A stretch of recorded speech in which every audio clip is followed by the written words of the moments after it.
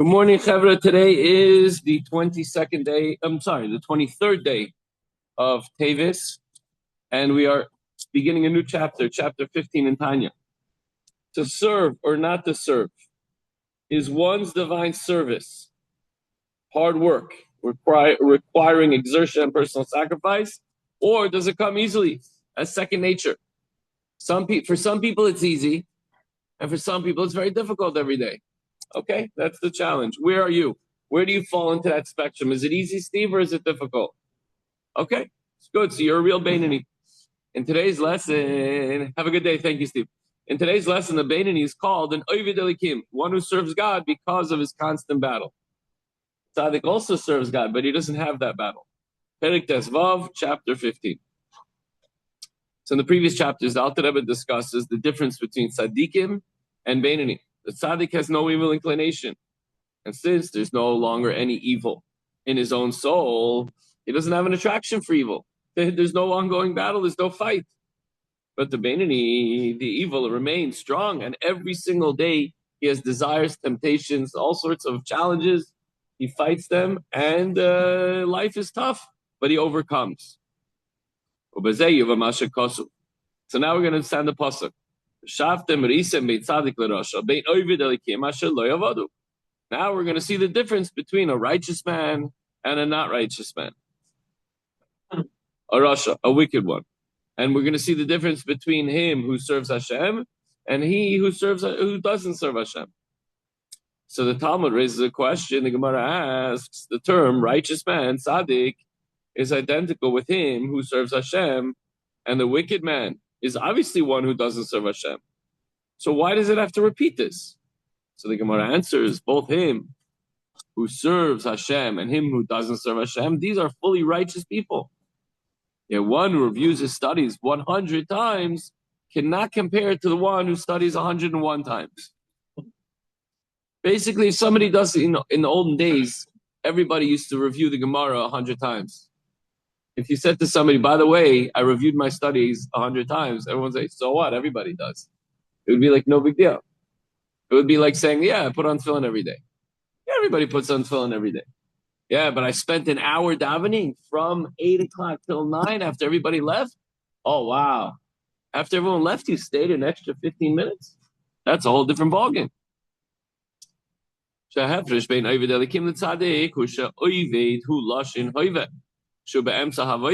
difference between him who serves Hashem and Oived, somebody who slaves away or works very hard, and a righteous man, is that him who serves God, written in the present tense, describes one who is still presently fighting and laboring in his divine service. It's not easy for that guy. If he's an Oived, that means it's an ongoing battle.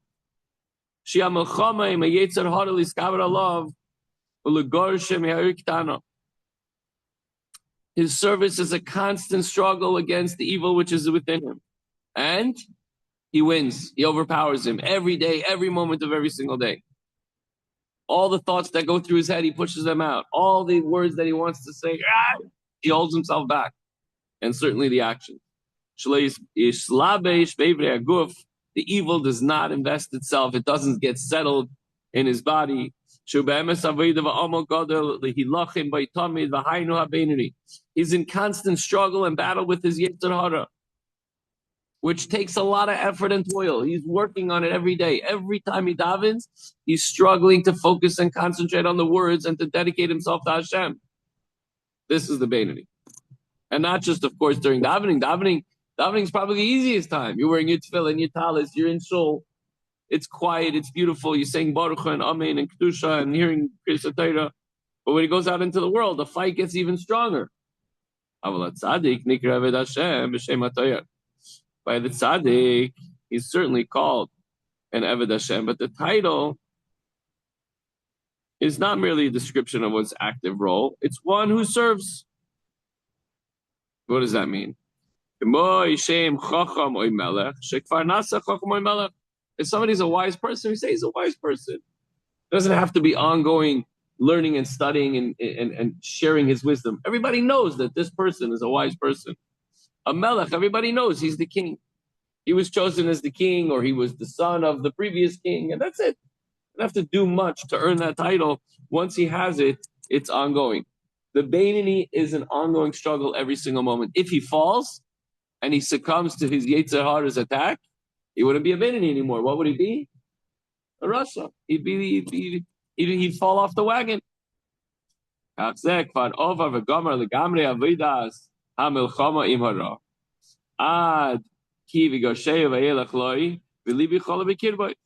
the tzaddik has already affected and won a war, and there's no Yetzer Hara inside of him. There's no evil at all, and that's why he's called a righteous man. Okay,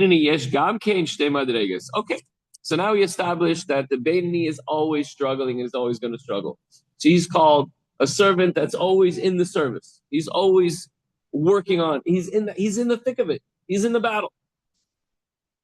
The tzaddik, he's called a tzaddik because he reached the plateau, and everybody knows he's a righteous person. Oh, that guy's a tzaddik. It's like almost he doesn't have to prove it. Now, in the category of Beinoni, there are two levels. There's Oived Elikim, Asher Lo Yavadai. There's one who serves Hashem and one who serves him not. What does that mean? Even when the person has the title, or at least he's described as one who serves him not, he's still not a Rasha, but he's not actively waging war against his evil nature. For some people don't have a desire to constantly do evil. They don't have to fight that off. They're just, they wake up, they're just, I'm cool and collected, right? Get up, they go about their business, they daven, they learn, they go to work, they're a good example, they're honest, they're trustworthy, they're kind, they're generous. And then there are others that have to fight that. They have to fight the ability to not give or to give, or to be calm, or to not get angry, or to not get jealous. That's one who's constantly struggling, constantly fighting. And even this, that it says, he serves him not, meaning there's no ongoing battle. He never transgressed even a minor mitzvah. He never missed a mitzvah, and he never transgressed an aveda. He fulfills all the mitzvahs, and he learns Torah all the time. And even his mouth does not stop from constantly saying words of Torah. Why is he called one who serves him not? Because he is not in the thick of battle every single day. He just doesn't have this nature, this Yetzer Hara, that's constantly attacking him, so he doesn't have to fight. I know, Gabby, Yuda, we could be jealous. We want to be in that same category. We don't want the challenge. We want easy road. But you know what? The one who overcomes is Yetzer Hara. He's the one that's called an Oved Hashem. So let's just be happy in the station that we're at, accept it for what it is, and run with it. We're going to be servants of Hashem. We're going to wage that battle every single moment. Or maybe you're in the category that the evil is not attacking you, which is fine. But the bottom line is, a Beinoni, again, outwardly does not do anything that deviates from exactly what Hashem wants. And again, the inner struggle that we don't know about is that if anything comes up, in the case of the Beinoni, that is in a constant battle. So he's always having the struggle every moment, every time he's, wherever he is, whatever he's doing. Okay.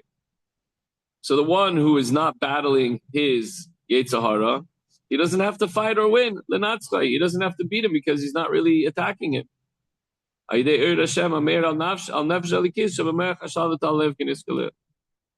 the one whose evil is constantly attacking in different ways, in different angles all the time, he always has to fight him.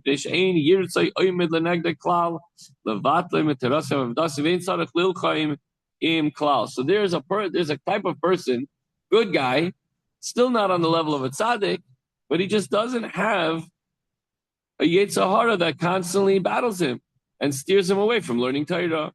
So he doesn't have to wage war against him. Kigain, for example, Shumasmid, Bilimudai, Betivai, Teladatai, Ayidei, Tigboides, Hamarash, Chaira. For example, this person is the type of person that has a I said before, cool, calm, and collected. He's a relaxed personality. He's not a he's very relaxed. He's very mellow. He's able to sit and learn. V'chein ein loy milchama v'tayvas noshim mipnei shehu mitzunon v'tivoi. Also, because of his nature being, here it even says frigid nature. He's a colder person. He's not warm and energetic and all over the place. So too, he's not tempted by lustful thoughts and desires. You know, a maven yavin, you could already understand lustful thoughts. You know what that means. He's more of a passive person. He's a thin guy. He's not looking to eat. He's not looking to go on extravagant vacations. He's just a simple guy. He comes and he learns every single day. It's not somebody he's pulled one way or the other when it comes to personal enjoyment. His enjoyment is just simple. He's a very simple person. Maybe even cold, as it's described here. But also, the flip side is, for this reason, he doesn't need to contemplate so much on the greatness of Hashem, to consciously create a spirit of knowledge and fear in his mind of Hashem. He doesn't have to worry too much about guarding himself from transgressing a mitzvah. Listen, guys, there's advantages to that sort of personality too, but we may or may not be in that category. And about this particular person, he also doesn't have this need and desire to crave and create a love of Hashem in his heart. Why? Because he's doing it all the time. He's learning and he's davening, and he automatically has this love. It's almost creating this perception that it's a problem if this person, maybe the only problem is that he lacks a little chayis energy. Maybe he lacks the, serving Hashem, the simcha. Okay. But there's certainly an advantage that he doesn't have the attacks of the Yetzer Hara, and he enjoys learning and he enjoys davening. He's just a quiet, simple person. And in this person is called Oivei Shmai. He loves the name of, he loves Hashem. So for a Yid who must engage in battle with the Yetzer Hara, the love that's hidden in his heart is not enough. For the quiet guy that doesn't have the ongoing battle with the evil, the love in his heart is enough. But for the one who has to arouse the love and activate it to fight the Yetzer Hara, to fight the evil inclination that's constantly attacking him. So back to the other person, he's not called somebody who's serving God. He's just passive. Yetzer Hara is not attacking him. Yes, it's a little bit easier for him. So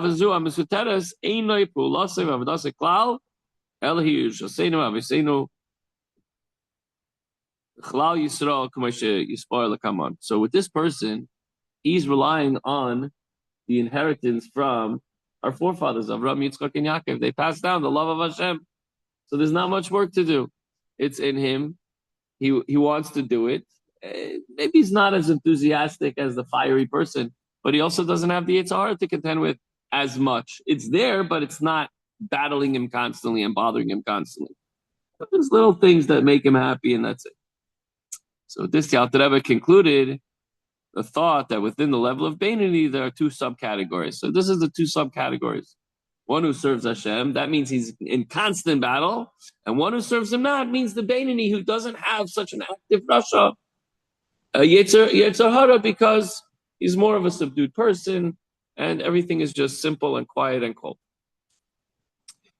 Tanya now goes on to say that even one who is not naturally endowed with traits favorable to God's service, he may yet come under a category of him who serves him not.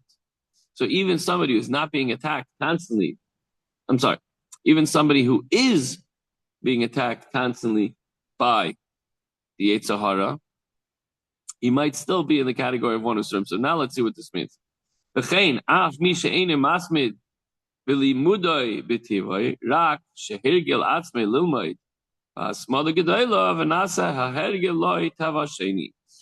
too, he who is not studious, it's difficult for him to sit and learn.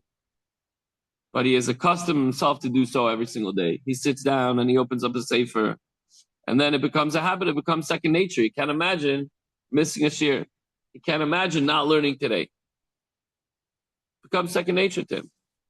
So now this diligence is now natural. It's instead of being second nature, it becomes part of his nature. Teva sheni. For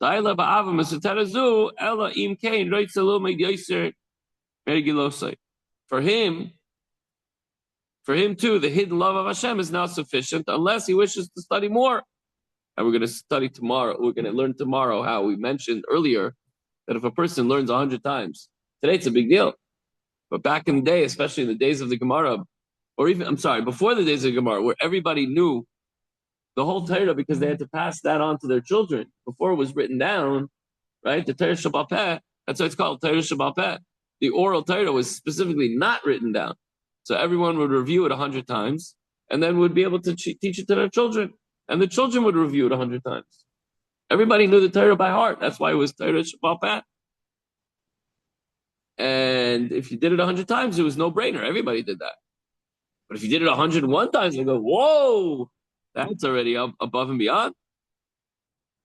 So if you're learning and you become accustomed to learning every single day, the daf, or if you're in a shir every single day, and suddenly one day, you know what?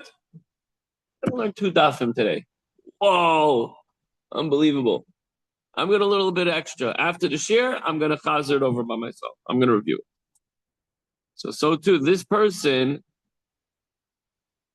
has the love in his heart, but such a love, once it becomes natural, then he's not serving Hashem anymore in that fight, because it becomes easy for him. This becomes natural. I daven every day. I learn every day in this shir. I've been doing it for 5, 10, 15 years. It becomes natural. So what does he have to do? He has to go above and beyond. He has to make himself a little uncomfortable. He has to sacrifice his time, his energy, his resources to give to Hashem. And that's a person, that's a Beinoni who is in the service of Hashem, fighting that extra, going that extra mile. So the Beinoni is the constant warrior. He's driving himself every moment to serve Hashem. It may never become easy, but that doesn't deter him. He's serving Hashem the way Hashem wants him to serve. Okay, Chevra, that's it for today. Have a wonderful, incredible day. And even if it's difficult, fight that Yetzer Hara, man. You got it.